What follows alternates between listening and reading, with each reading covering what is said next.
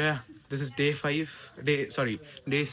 of the Kokand Diaries, and I'm at a very special place. So I'm at the Parshuram Mandir early in the morning. I'm trying to bring. Uh, why do I keep visiting temples? The answer is, despite being an atheist, I'm trying to bring Hindu religion to the glory of the Greek civilization. I don't think a new glory is needed. It's just that it has to be standardized a bit. For example, Sri Parshuram is the god of purity, and by colloquial legend, he is the starter. He's the creator of the Konkan Bhumi. Konkan is also known as Parshuram Bhumi. And by Konkan, I don't mean Goa border. I mean the entire west coast. And because like Malabar is also considered Konkan sometimes, Konkan is considered Malabar sometimes.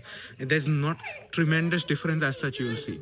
But now culturally, because of invasions at all, you'll see some difference. So hello everyone, we are at a very nice homestay at Harne near Dapoli, and my original plan was to stay at this place where we will go after lunch. We are very hungry, we did breakfast, and but we got a very nice homestay here, and yeah, all turned out good. But anyways, um, first we started off from Shiproon. First we went to Parshuram temple. I asked for forgiveness for any sins, and I said thank you for managing yesterday's hotel. But after that, we left straight for a place called Harne, and this place where we are staying right now, Harne near Dapoli. And there we went to Palande Beach. Palande Beach is excellent. You'll see photos of mine and my friend at the beach.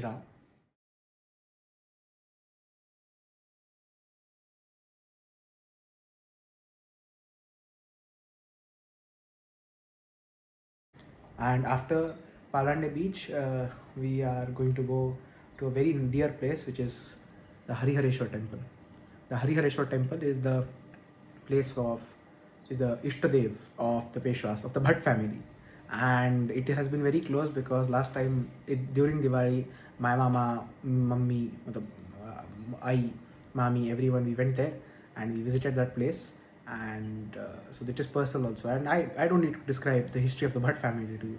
Right from Balaji Vishwanath, who migrated from Srivardhan, came onto the Deccan Plateau and did such miracles for the Maratha polity. It is great, and I am very looking forward to going to Harihareshwar. And there we'll record some expert of the Bhatt family, a personal expert that I really liked. And yeah, see you there.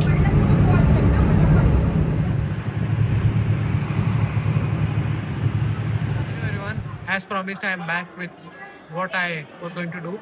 We are at Harihareshwar,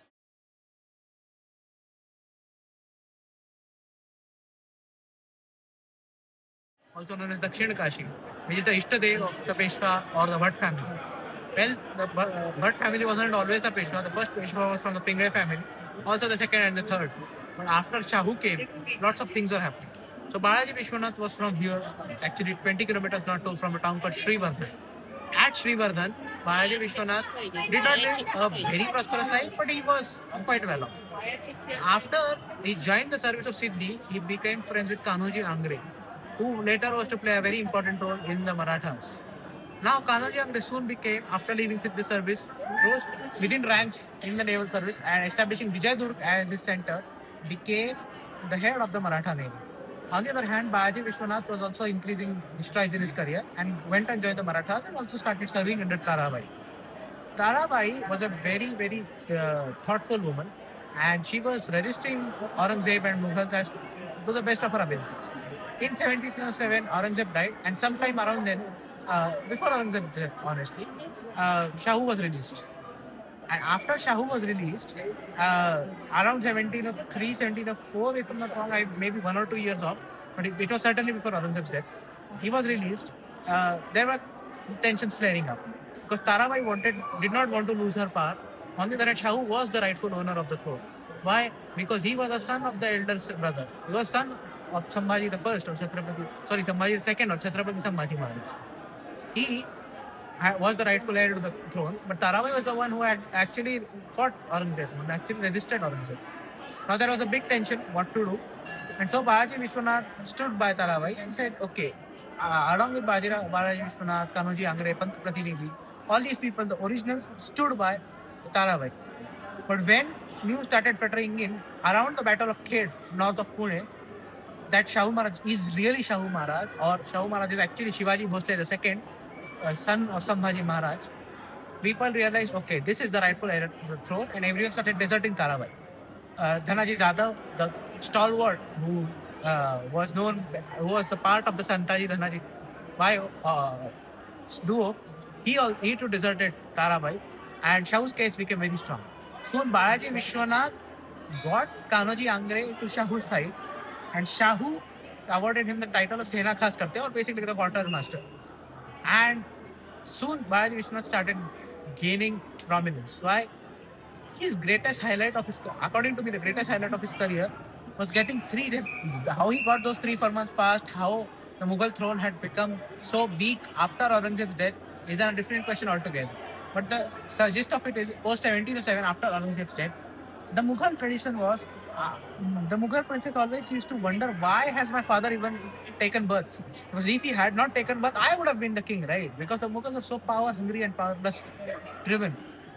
Balaji Vishwanath saw that, and Balaji Vishwanath said, okay, there are 2 particular brothers, the Sayyid brothers, we can take advantage of them, and we can get 3 important Farmans first. What were the 3 Farmans? One of the Sayyid brothers was here, and Balaji Vishwanath started, playing chess. What were the 3 Farmans? First, recognition for Swarajya, recognition of Shivaji Maharaj Swarajya. That yes, this is an actual entity, we'll appoint embassies, and we'll appoint ambassadors, and we'll establish a formal relations. Second was release all political prisoners, which were after the capture of Raigad, Sambhaji Maharaj's wife, Yesubai, one of Sambhaji Maharaj's stepmothers, Saguna Bai, and 2 Dasi Putras of Sambhaji Maharaj, Madan Singh and Madhav Singh, were in Aurangzeb's custody. Release them. And third, grant us the rights of Chaudh and Sardeshmukhi of the Deccan Suba. What does this mean? It means grant us control of the Deccan. Now this was a very audacious thing. So at the same time, Bahadur Shah and Farrukh Siyar, some kings come and some kings go. 1712, 1703 onwards, lots of kings are coming, lots of kings are going. The king who's currently there, I unfortunately forgot his name, he realized, okay, these Sayyid brothers are difficult brothers. What to do? Because they are actually the kingmakers. What do I do now? So he starts plotting their death. He writes to the Marathas saying, they are somewhere near Deccan. Kill them off, I'll grant you the Farmans. Now, the Marathas are very smart. They see that this guy's only a pawn. Why listen to him? If you do what the kingmaker wishes, we can control the Mughal court according to our whims. And yes, that's what the Marathas did. They wrote to one of the Sayyid brothers saying, the king is plotting your killing. The Sayyid brother wrote back, spare my life, help me, and I'll get all your Farmans passed. And he turned out to be true. How? They came, Sayyid brothers and Marathas formed an alliance, and a very new and very innovative strategy was devised. What was devised? That Sayyid brothers thought, okay, let's create one of Aurangzeb's grandson. And by grandson, they meant son of the eldest brother. And by tradition, that grandson was greater in rank to his uncle. Why? Because he was the son of the elder side. So he was the rightful heir to the throne. Surprisingly, why was this particular grandson created? Because one particular actual grandson of Aurangzeb had died at Pune, and Aurangzeb in his honor had named it Muhiyabad. He had changed the name of Pune to Muhiyabad. Now this Muhi, the Marathas recreated him. They got a very fair-skinned man. They dressed him in Mughal clothes. Everyone from the Peshwa to Chhatrapati to this Sayyid brothers was saluting him. And spies sent news back to the Badshah saying, hey, actually the grandson's alive. So with this entire gang, when they reached Delhi saying, hey, the grandson's alive, grandson's alive, grandson's alive. And when they reached Delhi, the Badshah of course had no choice but to accept them, receive them. And he allowed one of the Sayyid brothers to kiss his robe. And that was a mark of a very high honor. What happened in that meeting, no one knows. But what the Sayyid brothers did was something fizzled. Sayyid brothers got angry. One of the Sayyid brothers tackled the Badshah to the ground, sat on his chest and gouged his eyes out. And this is how Shahu Maharaj got the revenge of his father's killing. He had the emperor's eyes gouged out. He had a puppet ruler instated. And soon after that, he got all 3 Farmans. And he received the Chaudhry and Sardeshmukhi titles. Now, whether he received them in practice is a different question altogether. because the Subedar of the Deccan, Nizam ul Mulk, was refusing to surrender it to him. He had become a new king in his entire power, and that's the story of Bajirao. Bajirao is trying to gain Marwa and Deccan continuously. He's trying to gain Rajputana to his side, and he is successful in getting. In all battles, Bajirao always defeated his enemy, but never vanquished them. So that's why he had to fight repeated battles with the same enemy. Bajirao's career is very illustrious. I won't deep dive into him because I believe it has been covered enough. I shall proceed to Nana Sahib's career after Balaji Vishwanath. Nana Sahib's career is also a very illustrious career, and more or less he is really looked favorably by all students of Maratha history. Why? Because revenues multiplied, empire was at its greatest extent from Atak to Katok, and Nana Sahib was a very able administrator, diplomat, as well as a warrior. He never led armies into war, but he was a great general. As in, like, he never fought himself, but he was a great general. And Nana Sahib basically had only one bad thing in his career, and that is Panipat. And why? There is a great history to Panipat as well. Lots of northern kings were alienated. That's why, for example, the Jats did not join, the Rajputs did not join. Rather, Jaipur king is actively asking Abdali to come and invade and free them from the Maratha clutches. And that is considered the folly of the Maratha approach rather than Nana Sahib's approach. But it was what it was. And in 1760, when Panipat was a big defeat, but I wouldn't say it was the greatest war of that year, because 1761 another war had happened, took place. In 1761, why Panipat is cried all the time? Because it broke the myth of the invincible Marathas. One, two, the higher leadership was wiped off. Vishwas Rao, son of Nana Sahib, killed. Nana Sahib's divan, Nana Sahib's cousin, the same guy, Sadashirao Bhau, killed. Dattaji Scindia, killed. Janoji Scindia, killed. Tukaji Holkar, killed. All these people, sorry, Tukaji Holkar lived, but head of the Holkars, killed. All these people were wiped off. Maji Scindia injured. Nana Fadnis barely escaped. It was a very, very bad time, and it dampened everyone's morals. And after that, Khandera Holkar was killed at the siege of Kunmeri, and Khandera Holkar was the son of Malhara Holkar, right hand to Bajirao Peshwa as well as Nana Sahib Peshwa. And son of Malhara Holkar was killed at the siege of Kunmeri, fighting whom? The Jats. So a Hindu king is fighting another Hindu king. That's a worst thing that could happen. So Khandera Holkar was killed, and Nana Sahib Malhara Holkar is famously said to have said, आता कुम्हेरीची माती करून यमुनेलाच टाकतो. I'll reduce the fort of Kumeri to ashes and I'll throw that in the Yamuna. So the Rajputs, the Jats, the northern kings were alienated in 1761. Abdali won, but as it was said at Bunker Hill in America, Washington is famous to have said 2 or 3 of defeats. Actually, the Americans were defeated because they were forced to surrender this place called Bunker Hill. But the damage to the British was so bloody strong. There's one letter from the British that specifically said 2 or 3 such victories will ruin the army. And Washington wanted a repeat of the Bunker Hill because it was that bloody for the enemy as well.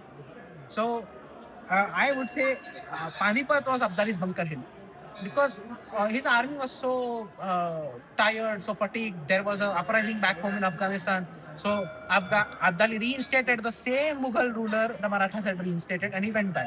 So basically there was like political changes. There was little compared to territory, but the attitudes changed. The Sikhs occupied Delhi, the Jats occupied Delhi, Thakur Surajmal Jat occupied Delhi, broke all the mosques, threw out all non-Hindu stuff. He was very aggressive there. Lots of stuff like that was happening. In 1761, though, and the most important stuff second most important stuff that happened according to me was Nana Sahib's death. Nana Sahib died very soon after, say, Panipat. Some say he died out of loss. I don't believe that, but he genuinely died after 1760. Now Madhavrao, this younger son of Nana Sahib comes to power. He was trained to be a clerk. Why? Because Vishwas Rao was supposed to be the Peshwa. This guy was trained to be the clerk, lost his elder brother, the heir apparent, lost his uncle, who was supposed to be his guide, lost his father in a span of hardly 6 months, and is thrown to the start of the Peshwai. What has happened at Peshwai? Nizam ul Mulk, the son of Nizam ul Mulk has invaded Pune with a humongous force. He's prepared to burn Pune to the ground, which is exactly what happened.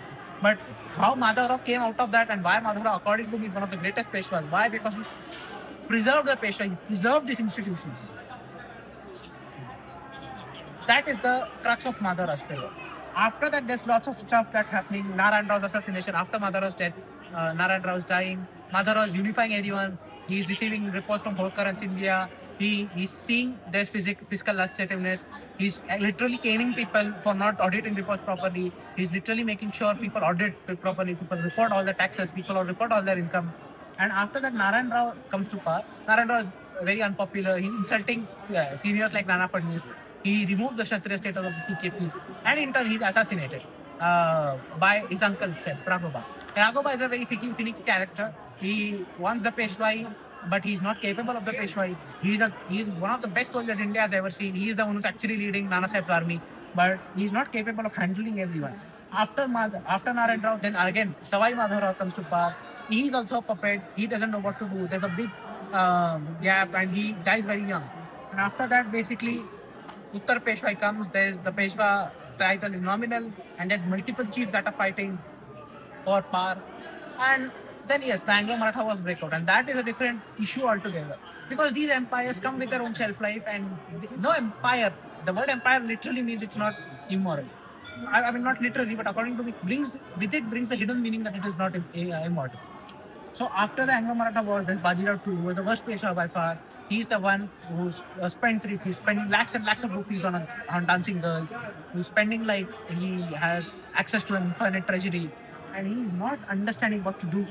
So under Bajirao II, eventually the Marathas lose. Why? Because the Maratha rule had become very unpopular. Sarjirao Khadge was raiding territories around Pune. Bajirao II was a spendthrift, was increasing taxes for his own spending, and it was a very, very, very bad time to be a peasant or to be any sort of either a businessman or a peasant or anyone who's productive in the Maratha country. 1818, Marathas lose, and officially the Maratha Empire comes to an end. Then soon Satara, as a state, is a separate state is created out of Satara. The Chhatrapati is changed. There is a new Chhatrapati that's there, and yeah, the Marathas persecuted the Chhatrapati as well as the remnants of the Peshwa. In 1857, there is an attempt at bringing the Maratha Empire back and removing the British, but it fails. And the independence struggle is a very different struggle altogether. But all in all, the Bhatt family was a very talented family, because of whom there are a lot of many things that are preserving today. And truly, they were the one who tried their level best to bring forward the Chhatrapatis myth. That is my conclusion. And this is the story of why I visited Harihareshwar. From a history student's perspective, this is the place, according to which the Peshwas themselves got their inspiration. This is the Ishtadev of the Peshwas. And it is a very fun experience. It's a very nice area. And this is Dakshin Kashi. And my Konkan trip is coming to an end. Tomorrow we leave Konkan, and I wanted to thank Harihareshwar and remember the spirit of the Peshwas. And it was a very nice time to be in Konkan. Soon Konkan will end, Konkan trip will end, but lots of things on the way. So stay tuned. Thank you. Day 6.